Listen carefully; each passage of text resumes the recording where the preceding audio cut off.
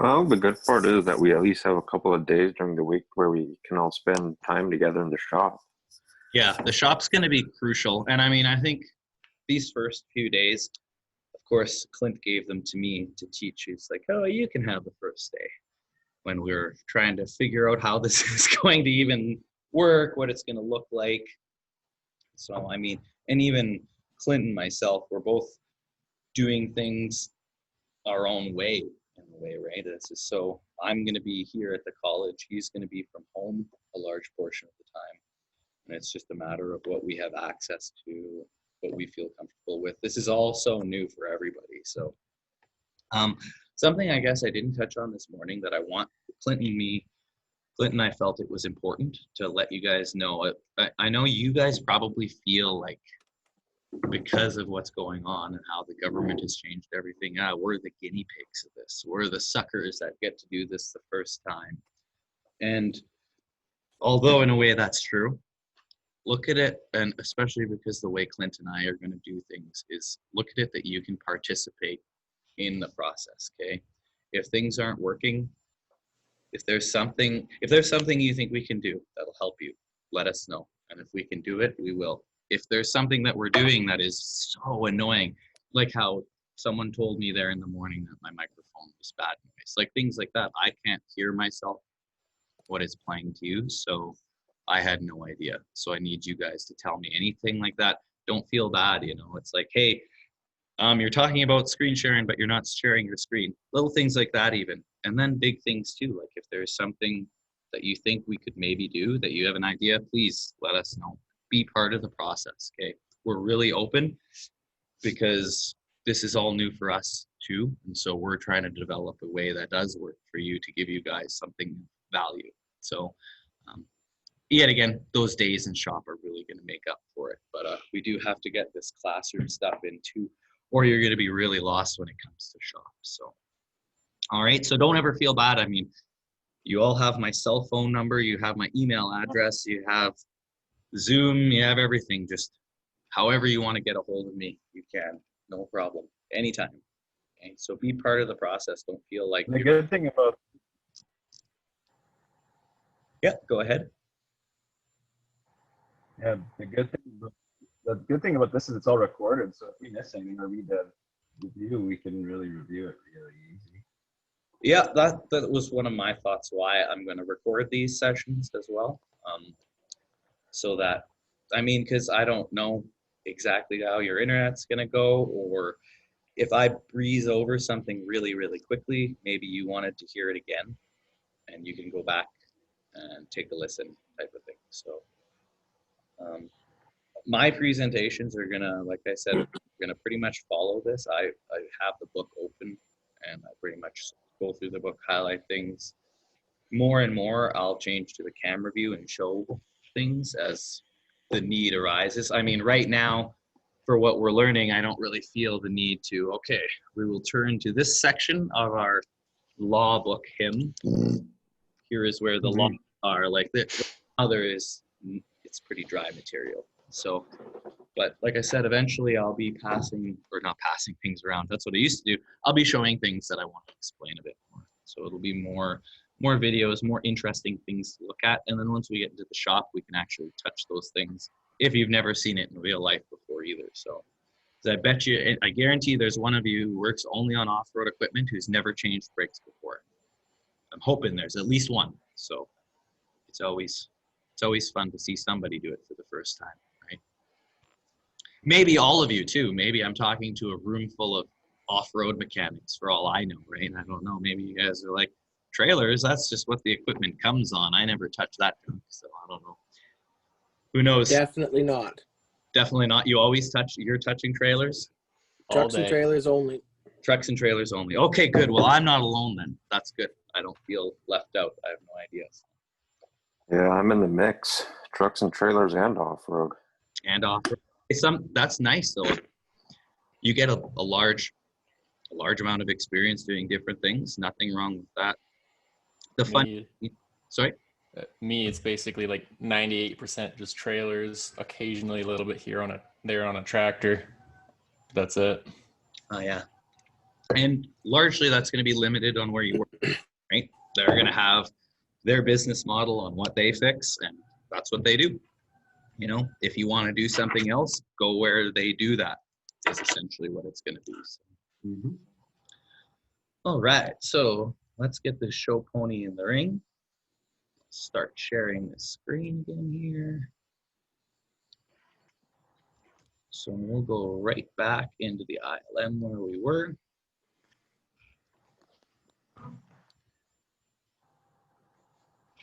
All right. And we just finished talking about this, your cluttered workspace. Lighting, so they also have to supply adequate lighting. I said that they got to change those light bulbs. Those light bulbs no one likes to change. They do have to change them. So some situations they have to give you PPE. Sometimes there's certain situations where they have to give it to you. Other than that, you have to make sure you're wearing it. If it's your responsibility to wear it, you have to use it. So they're going to inform you that you need it, train you, tell you how to care for it, maintain it, and then ensure you have it. And then the onus is on you. Remember that $500 fine I was saying? This guy would actually get one here, I think. Because if you look really closely, I don't think there's a guard on that grinder. Maybe there is. Yeah, okay, there is, I think. But yeah, anything like that, and you will get that fine. And I mean, I don't know about you, but I would have a not very good day if I got a $500 fine. I definitely would feel bad, especially for something silly like not wearing a face shield when I'm grinding, something to that effect. Oh, I have an answer to a question. Who was it who was going to come and get a face mask? I have an update on the face shields. Dylan. It was Dylan? Okay. Whoever it was, I can tell all of you the update. Just as I was coming into the class to find out. Yeah, that was me. You might have to take off right away because it's my appointment's at 1:30, so I'll be 10 minutes, I think. And Yeah, no problem. I'll grab a bunch of stuff. Get your books, but don't buy a face shield unless you really do want one, because I just heard that that might not be a suitable replacement for this kind of mask, which is what our intention was with that. Or sorry, I'm screen sharing here. This kind of mask, this. So our intention was that instead of wearing something like this, that you could wear that full face shield. But apparently we're not sure if that is going to be the case, because it's largely out of our hands or the college's hands. It's higher up places that have to decide this. So we just have to get clarification on what we can and cannot do. But yeah, so unless you really want one, Dylan, don't jump the gun and buy one. It might not be any benefit, but I'll definitely let everyone know as soon as it is. Either way, if they find out that we can wear those instead of these, or if you have to wear both, I mean, it'll still be an option, and those are approved safety eyewear, so that would be sufficient for that. So anyhow, back to this. But yeah, whenever you have to go, Dylan, you just go ahead, take off. This is all recorded. It'll be posted later, and then we can you can just watch it whenever, and just join back up when you're back. However, Yeah, and I can wear my glasses anyway, so I'll probably get one anyway. But then if it does happen, we can wear without. Good, but if not, that's okay. Yeah, however you like it. So can I use a reusable mask? Yes, a reusable one you can use, so you don't have to use these disposable ones. If you have a cloth mask, I also have one of those somewhere. So yeah, you can use reusable masks as well. Yeah. also, do they provide those masks at the school, or do we gonna have to grab one at a gas station or something? So what they're saying is that you're supposed to supply them, but they have them at the security entrance. They have these. So you can get one from them. I don't know if there's ever a point where they're going to run out and start saying, if you don't have one, you just can't come in, and then you have to bring your own. But as far as I was told, it was up to you guys to bring, whether it's a reusable or a disposable mask. All right. But they, like I said, they do have them at the security check-in. So like I got this one this morning because I forgot my cloth one. So, and I just took it out of the box. Okay. So they do have, I'm not sure if how that's going to work exactly, if they're going to stop doing that or what. So.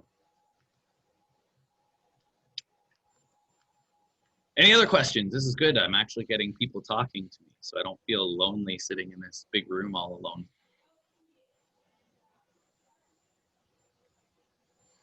No? All right, I'll start screen sharing again, and we'll keep on talking about safety stuff. I mean, it's sort of funny that the strange new world we're going into right now directly relates to safety. Everything that's changing is all of these new safety and protocols because of the biological hazard, right? That we've just all learned with a virus. So that's what we're dealing with right now. All right, and the hazard assessment. So your emergency procedures, it's the responsibility of your employer to make them, and then it's your responsibility to make sure you know what they are and how to implement them. So always make sure you know what your role is in a safety situation. So if you're the first aid person, if you're going to be one of the, depending on the site, safety liaisons, or depending on your workplace, how big it is, mostly for you, for in our scope, it'll be if you're a first aider, know what to do if an emergency happens, know where the first aid kits are, know the other people who are also the first aiders who can assist you, or know things like the address of the building. There's nothing worse than trying to find an address when you're panicking. And the last thing about attitude, the most important thing when it comes to these emergency procedures and everything, the reason you should have a plan and practice it is so that you don't panic. Panic is the worst thing that can happen. It makes your attention span disappear. It makes your focus disappear. It makes your ability to critical think disappear, and you're not going to be performing well. And in an emergency situation, that is not the time where you want to be panicking. And if you have these plans in place, this is just like when you are a firefighter or a first responder of any kind. You practice, practice, practice. And the reason they're practicing this is so that when it actually is happening, it's second nature. For most of us, if these emergency situations happen, it's something out of the ordinary. And that's where the panic can set in. And then you can get people going into shock, even if they're not injured. So practicing these situations, knowing what to do when there is a fire, makes it so that when this does happen, rather than panicking, your brain just goes into an autopilot and it knows what to do. Occasionally, we have people in the class who came from places of being a first responder, volunteer firefighter, any of these types of things. And so you'll know what this is like. It's the fight or flight. Most people will want to run away from a situation or panic.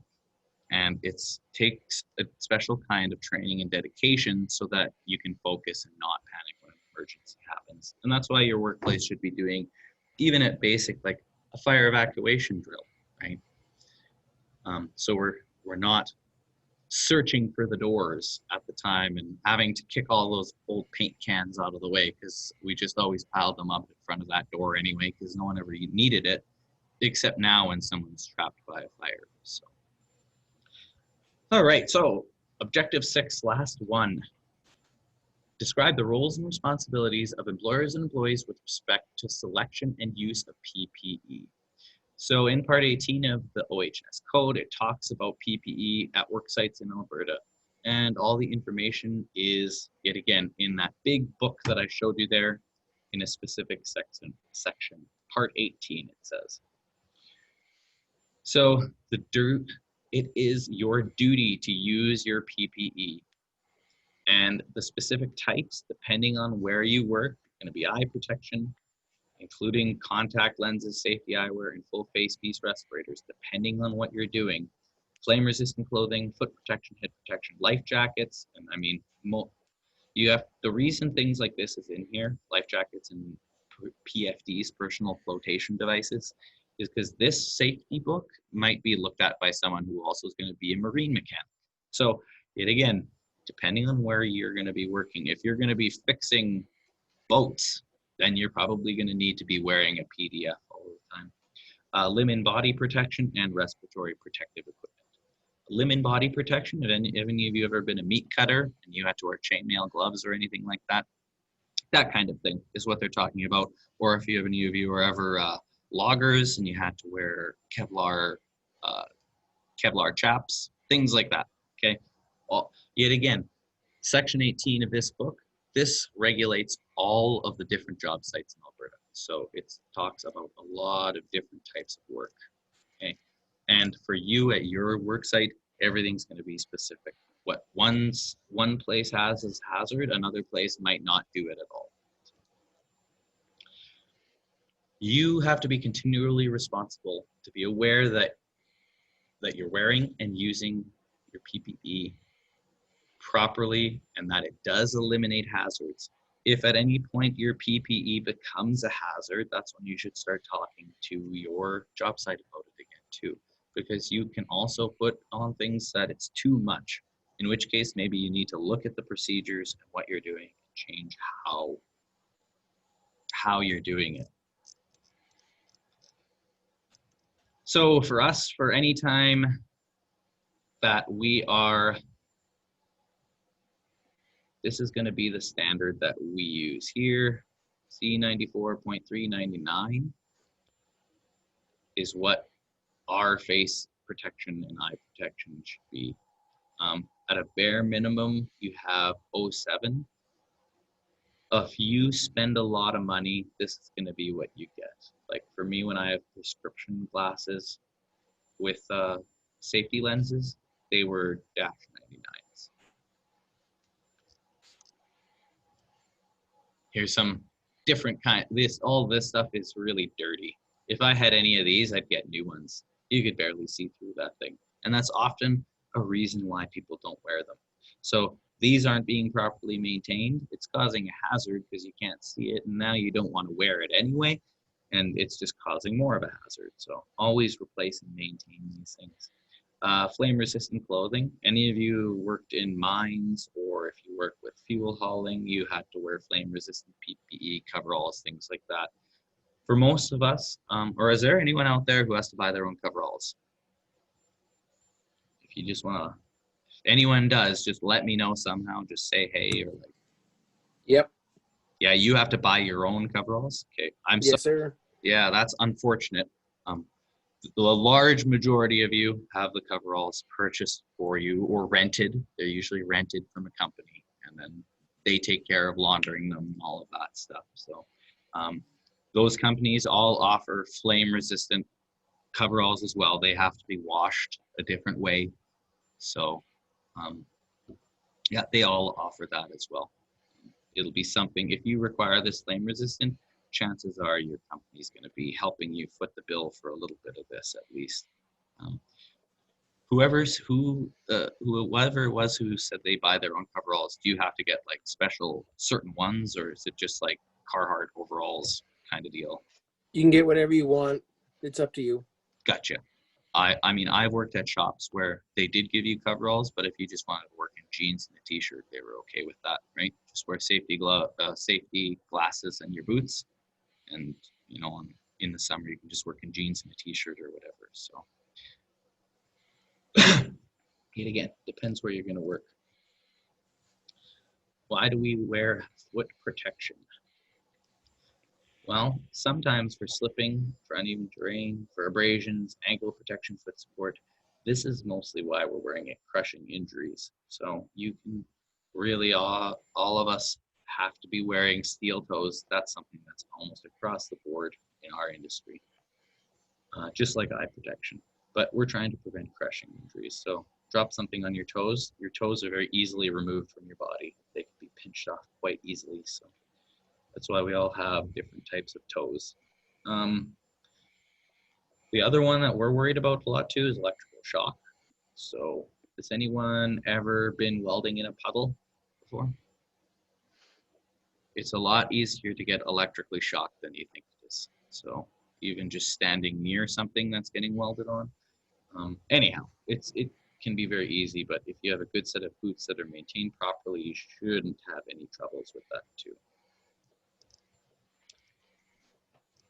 A lot of us now probably, whether you bought it on purpose or not, you probably have chemical resistant soles. Because I mean, if you have, there's some type of shoes where if you walked through a puddle of brake clean with them, you'd leave some of the shoe back in the puddle. They would just start disintegrating. So I don't know if any of you have ever sprayed brake clean on the wrong kind of plastic where it just started to turn into goop, but it can be quite reactive with certain types of chemicals. So having a special sole that's chemical resistant, especially oil and gas industry, we use lots of chemicals there.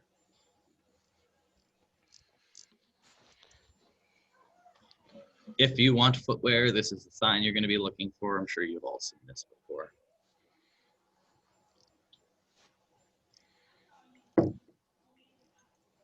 Anybody have to wear a bolt pin on their head? I mean, a hard hat?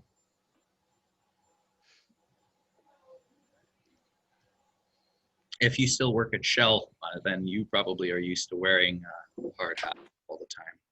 But Have to wear one all the time, yeah. there are going to be heavy equipment companies where you are required to wear hard hats at all time. If I ever take any of you over to the Caterpillar shop or the Think Big shop, we have to put a hard hat on in the shop there all the time. That's just a fitting. So fittings safety procedure, which is who we're running that course for, goes above and beyond GPRCs. Theirs is they require them to wear hard hats all the time. Pardon me. So yet again, if you do have to wear one, make sure they're up to the proper CSA standards for industrial protective headwear. Otherwise, you're just wearing a really useless plastic cap on your head. That isn't going to help you in any way that's intended to. The shop that I worked at before, that you had to wear hard hats all the time, and the safety lady wanted to do a demonstration of what would happen.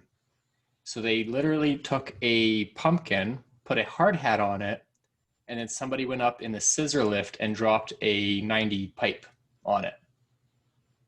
And it just shattered. Just exploded everywhere. And the pump smashed everywhere too? Yep. Oh, gross. So it didn't really do much, I guess. The hard hat was cracked. Yeah. But you'd still feel it. You definitely would feel it. I mean, you know, a lot of the components we're going to be working on, if you're wearing a hard hat and you drop a 500 to 1,000 pound transmission, or you take out some of the final drives on these units and it weighs 750 pounds and you drop that on your head, it's not going to matter how many hard hats you have. It's going to be a pancake. So I always looked at everything like everything was always trying to kill me. So just try and make it so it can't ever kill me. And then I'd make sure I'd go home safe every day. So yeah, hard hats, I mean, they have their place. You know, if you're working under someone who's dropping bolts all the time, I would want a hard hat. Definitely would want a hard hat. That's what they're for, right? For small inconveniences that could become a big problem. If someone drops a bolt on your head, like a good, you know, 1/2 inch bolt, 2 inches long from the top of a tanker, if you're not wearing something on your head, that could hurt quite a bit and leave quite a bump. But if you're just wearing a hard hat, it would just make a nice big noise and maybe crack it a bit, but you wouldn't be injured at that point. So yeah, dropping a whole length of pipe on your head with a hard hat, you definitely will feel it. Hearing protection. So this is going to be another one. It is important. A few of us have talked about our hearing loss already. So depending on the level of noise is when you're going to be have to wear hearing protection. So first of all, they're going to try an engineering and administrative control. So let's say you work in a shop and they put the compressor right in the middle of the shop. So the compressor runs it. It's loud as hell. So it runs at like 200 decibels. It'll make you deaf if you stand next to the thing. It's louder than 2 jet engines. And they have it in the middle of the shop. So an engineering control would be, well, let's move it outside into a different building or its own building with some soundproofing. But okay, we can't do that. Well, what's an administrative control? Well, let's make a rule where if you want to run the compressor, you have to have everybody standing away from it. Or it can only run certain times of the day, so a coffee break can only run the compressor, something silly like that.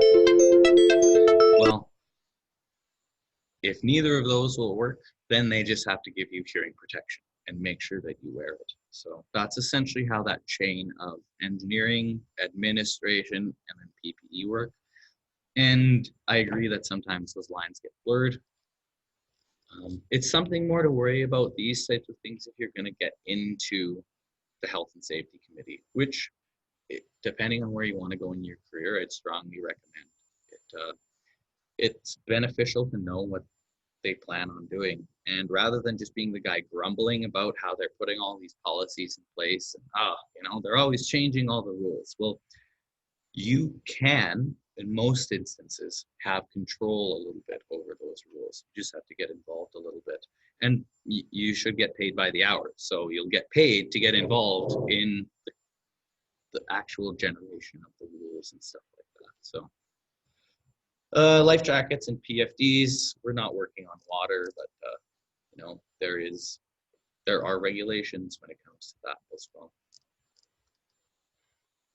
So some of the other things that limb and body protection we could also think of is skin protection. Anyone work in a paint booth? Seen anybody who works in a paint booth? I used to work in a shop where they had a big paint booth. The guy, anything like this? Yeah. Yes, paint is very bad. If you do any sandblasting, you've probably seen someone wear a getup like this as well, where any of that really, really fine, small particles can get in. Very bad. So limb and body protection. They also will have versions of this that are cut resistant. Like I said, if you're using chainsaws and stuff like that, you'll wear chaps that are cut resistant, so you're not taking a nick out of your leg or anything like that.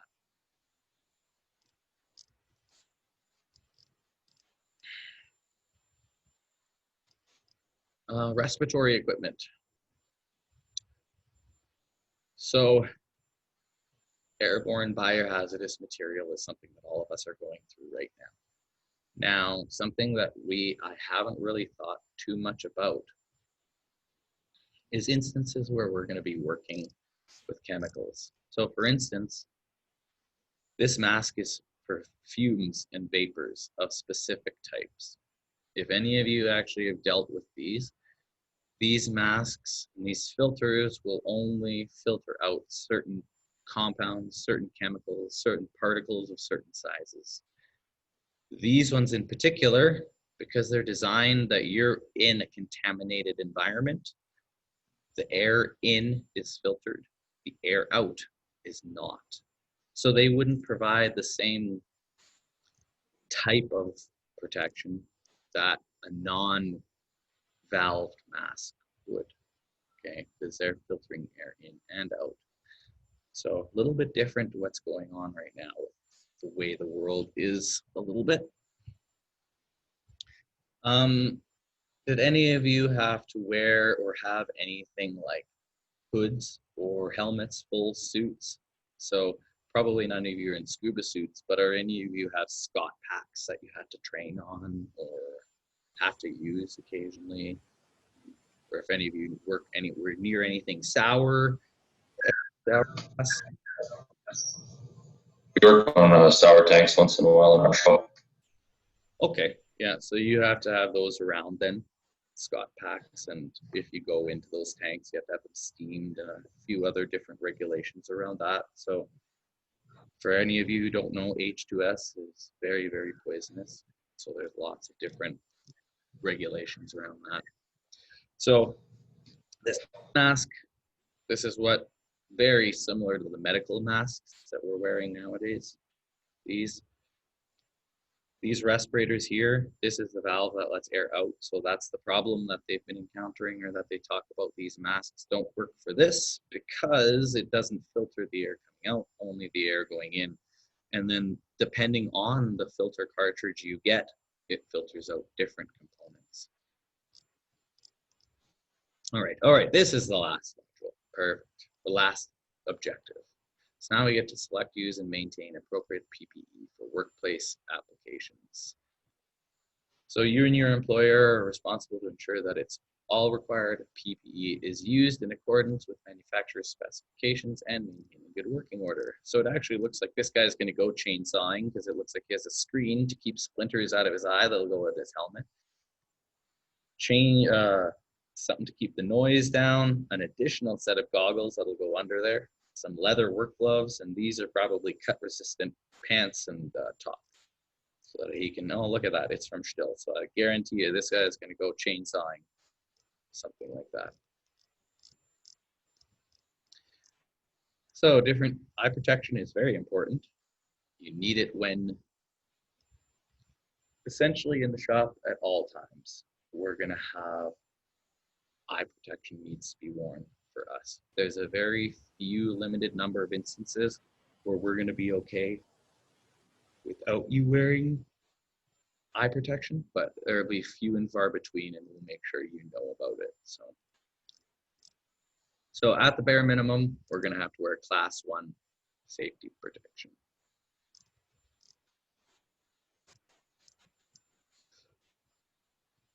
Something, if you do a little torch cutting, these are tinted. If you like to have a magnifier, they can be magnified as well. Welding helmets. And do we have any welders? Licensed welders? Used to be a welder? I'm a journeyman. Jake, you're a journeyman welder? Right on. Yeah. Good to know. Well, welcome to the good side of mechanics then. Much better.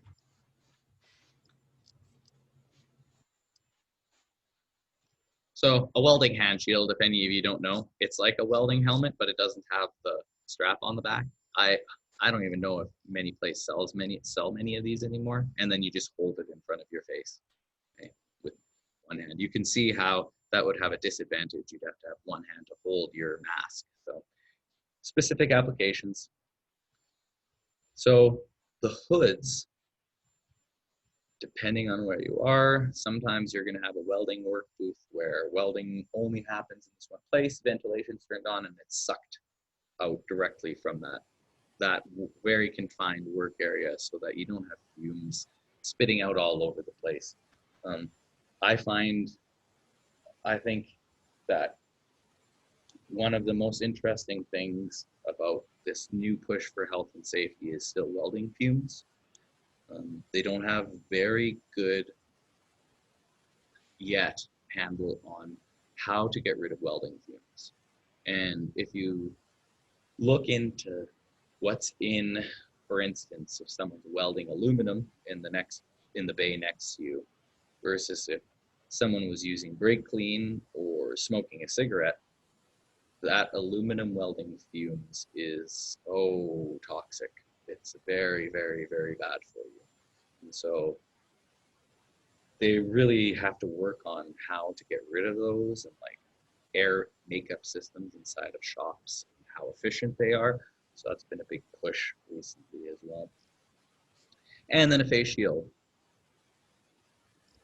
Hopefully we're going to be able to wear face shields, and then we don't necessarily have to wear spectacles or those masks, but that's yet to be seen. And here's a Scott pack, a full contained breathing apparatus, completely contained.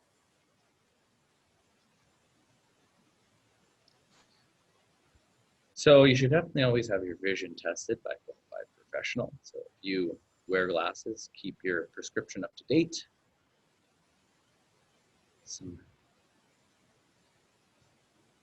Don't hold your face right up to a machine and grinding. watch out for signs where it says eye protection must be worn in this area. So there's going to be a few signs like this around our shop. We definitely need you to wear eye protection all the time in the shop.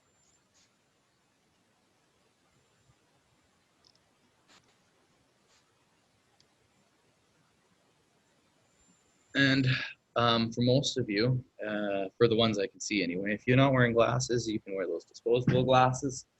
You don't have a prescription, in which case, once they start getting used up, it's time to get rid of them. Recycle them, get a new pair. They're usually fairly cheap. A lot of times your workplaces are gracious enough to give them to you. I'm guessing if they don't give you coveralls at yours, Ryan, then they might not give you safety glasses either.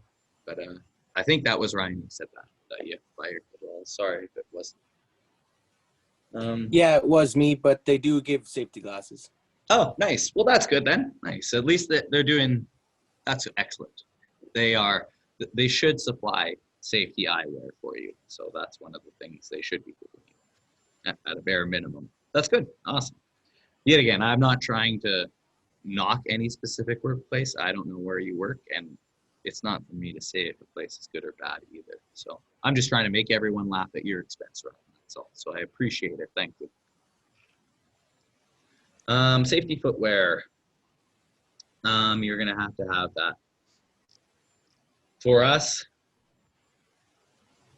probably not going to have to worry about category 2 footwear. So in some trades, like a hairstylist, which is a trade, okay,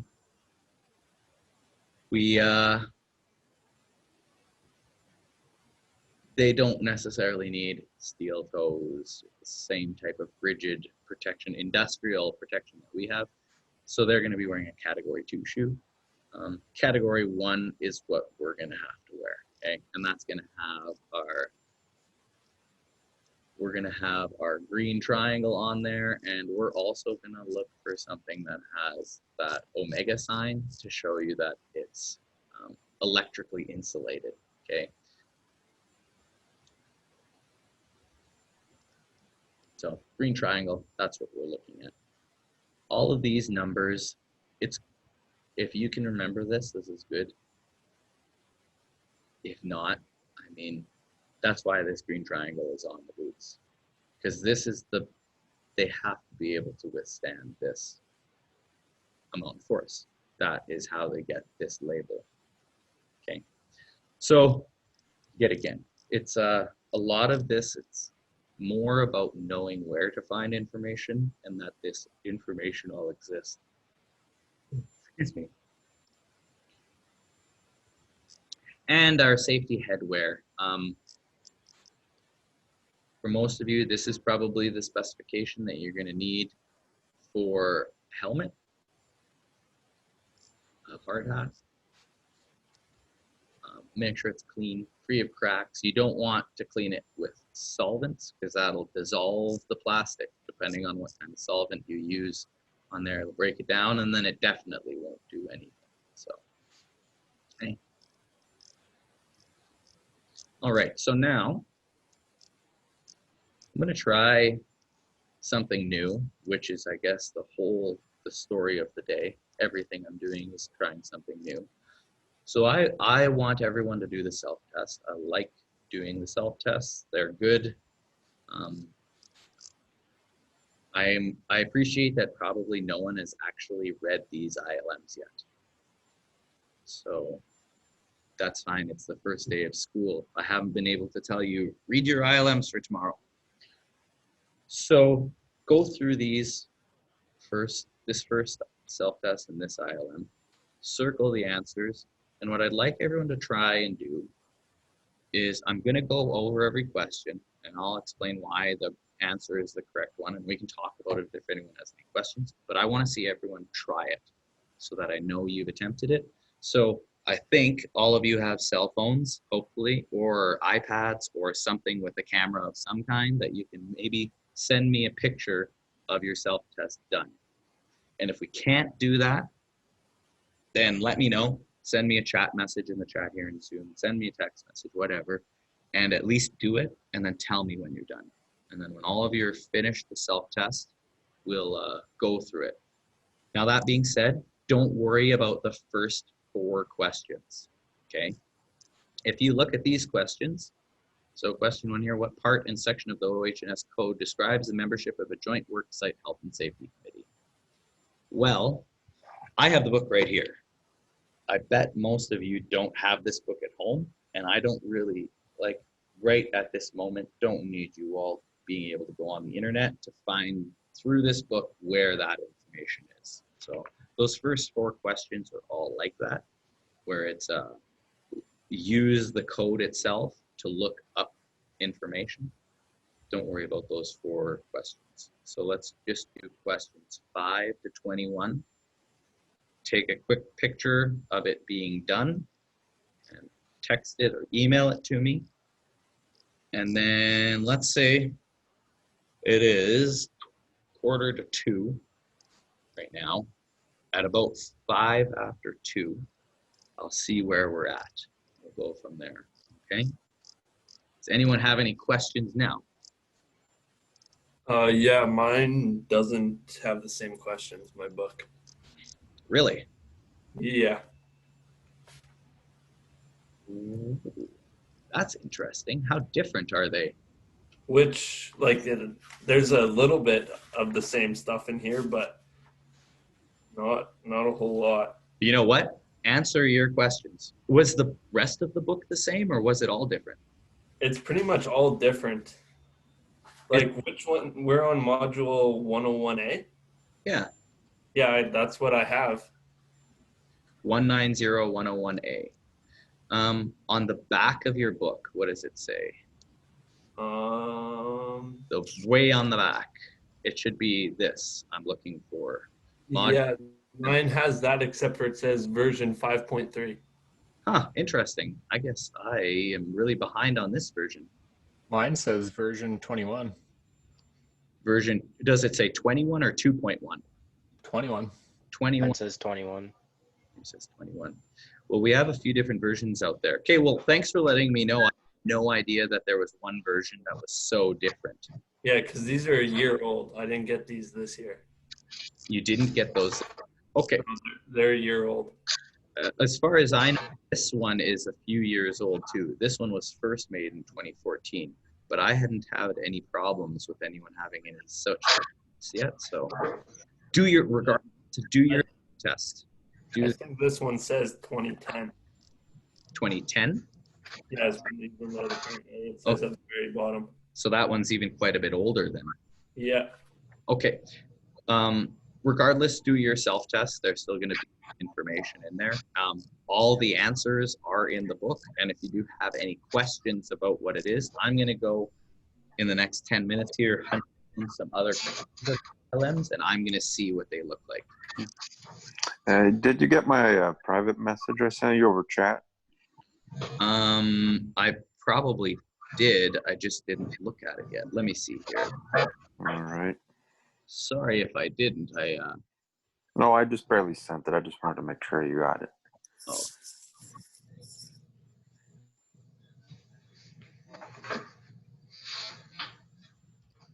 Oh, okay. Yeah, I did.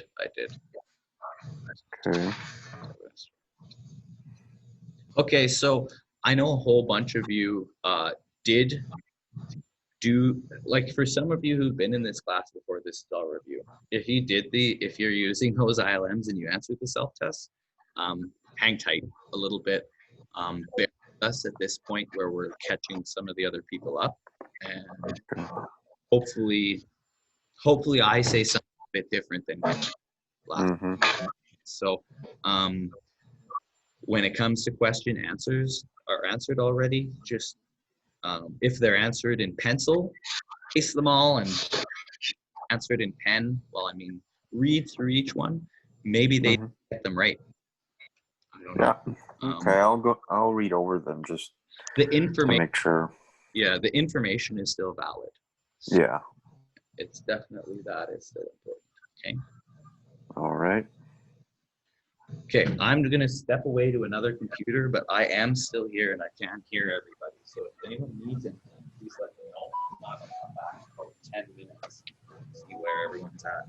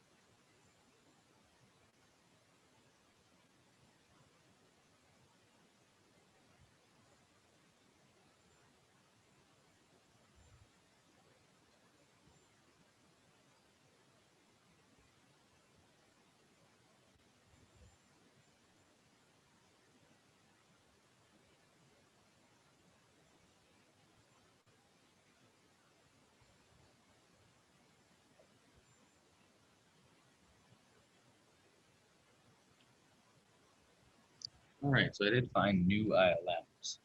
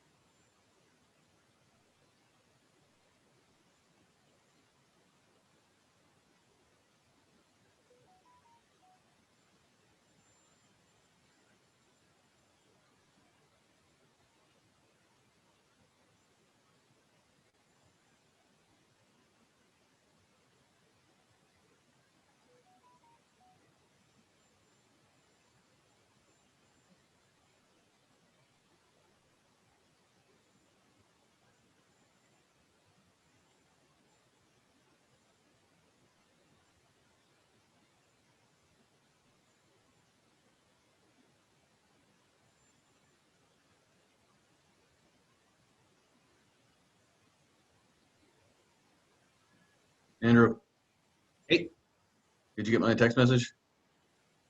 I've been getting a whole bunch of them, so let me just check. I had a question for you too. I certainly have gotten some of the ones that are done already. So for those of you who sent me messages, I did get them. So yeah, got it last night. Okay, someone did it over lunch. Excellent, got that one.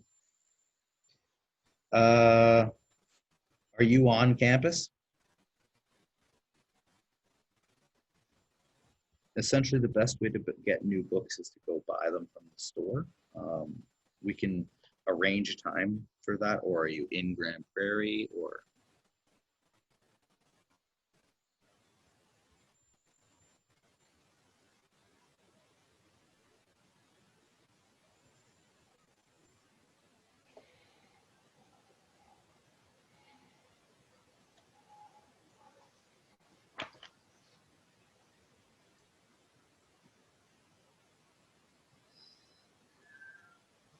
I am back.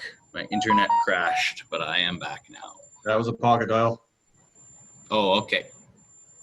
Bad at that. Did you say that you wanted us to text you a picture of our test? Yeah, if you can. I've been getting a whole bunch of them, so everyone's doing them.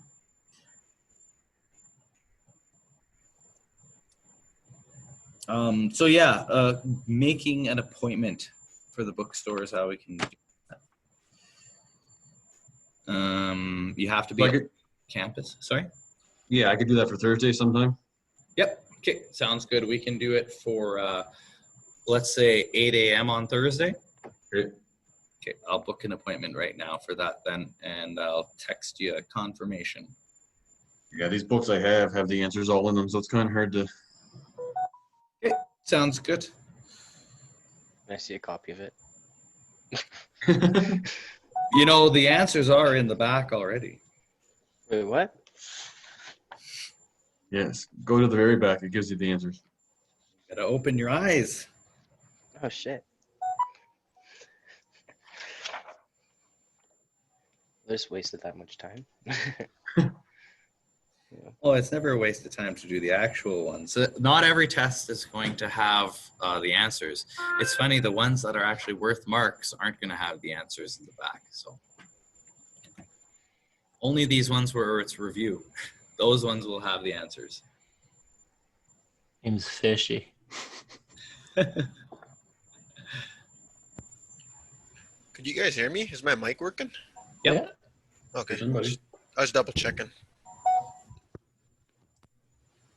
Double chicken.